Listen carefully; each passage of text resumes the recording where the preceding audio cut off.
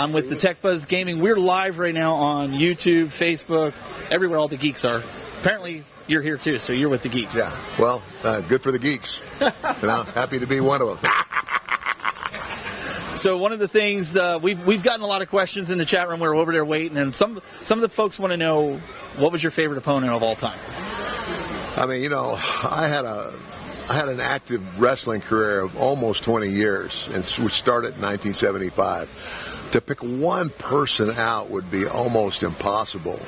But there are several, and some of them helped helped me in my career along. The Funk brothers, Dory Funk Jr. and Terry Funk, very instrumental in my early career. Cowboy Bill Watts, I never wrestled him, but he promoted Mid-South Wrestling, which is where I started. A lot of guys there. Junkyard Dog, who was one of my best friends. I mean, when I was still a good guy. And when I turned heel, I turned against JYD. And we had a great run. And then when I went on to the WWF, I mean, oh my gosh, just so many different people. But obviously, I had a great run with Macho Man Randy Savage, and again, another one of the all-time greats, and Hogan. I don't think Hogan gets the credit that he deserves. I mean, they go, well, he wasn't really a great wrestler. I said, yeah, he was. He knew what his character was, and he lived up to the character very well. And so, I loved working with him. Of course, I loved working with him because money. Everybody. Money. That's right. But one of the biggest things that I liked when you worked with Roddy Piper. I thought that was also. Oh yeah. That was always a lot real entertaining. That was from Carl O in the chat room. Another question that came in: who did you have the biggest beef with, Brutus Beefcake or Jake the Snake Roberts? The biggest beef? I guess it was. Who did you have the most fallout with? I guess that's how they put it. So I was okay. I hope I'm asking that question right to you guys. Number one, I never really had a fallout with Jake or with Beefcake. I mean, both those guys to this day are very good friends, and we worked very well together. Maybe I probably had a better run with Jake. Okay. But as far as people that I didn't get, there's only one person that I really didn't care much for, and that was the Ultimate Warrior.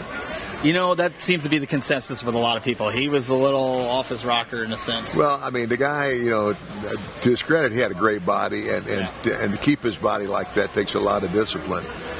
But, and I don't know, Vince, Joe, I understand why, here's this great big, Vince liked guys who were always, he loved the bodybuilders too. But Warrior, it's like he never really, he wasn't a great wrestler. So he was like the modern day Brock Lesnar. And he,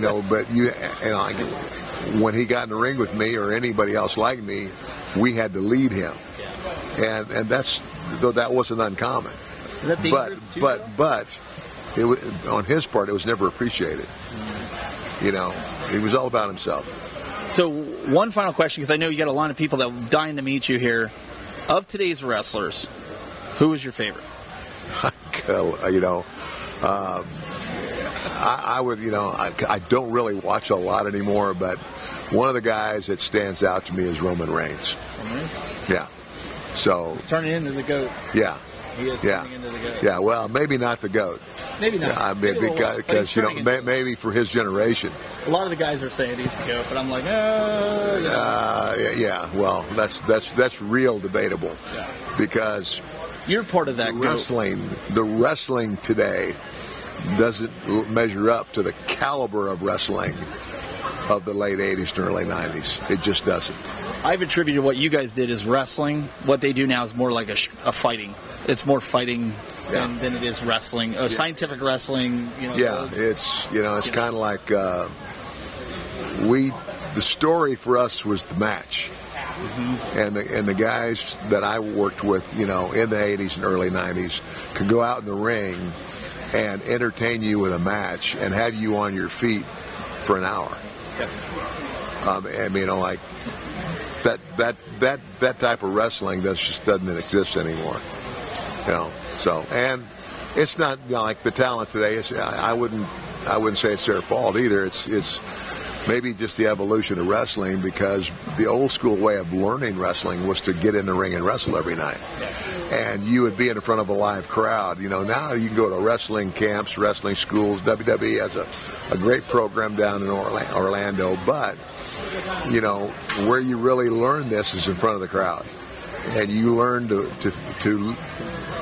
interact and work in the crowd, and so that's what's missing today. Well, Ted, thank you so much for your time. Really appreciate it. Give everybody one. Just remember, everybody's got a price for the $1 Million Man.